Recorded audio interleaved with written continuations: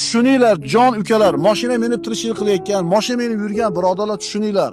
Qilgan har bitta nojo'ya ishinglar rizqinglarga, sog'liginglarga primo aloqasi bor. Qoidaga rioya qilish, o'zingizni palasasiga ketishlik bu harblik, chumoqlik belgisi emas. Streshli palasaga chiqib ketishlik krutolik belgisi emas, la'natlikning belgisi. Shuni qachon tushunasizlar? Bola piyalar. O'sha bitta nojo'ya ish qildingiz, birovni qo'rqitdingiz, bir tomchi tushdi. Yana bittasini bir chiylatib cho'chitdingiz, 2 tomchi tushdi. Birovni ustiga yurdingiz, qo'rqib ketdi, 5 tomchi tushdi. Endi bitta odam Allohga yetib qolgan vali odam, o'zi ham bilmaydi. Alloh yaxshi ko'ring, Allohning valilaridan. Haliginga po'posa qildingiz, qo'rqitdingiz, endi bir qoshiq tushdi. Mana piyola to'lganda-chi bitta sliv bo'ladi, bitta to'kiladi.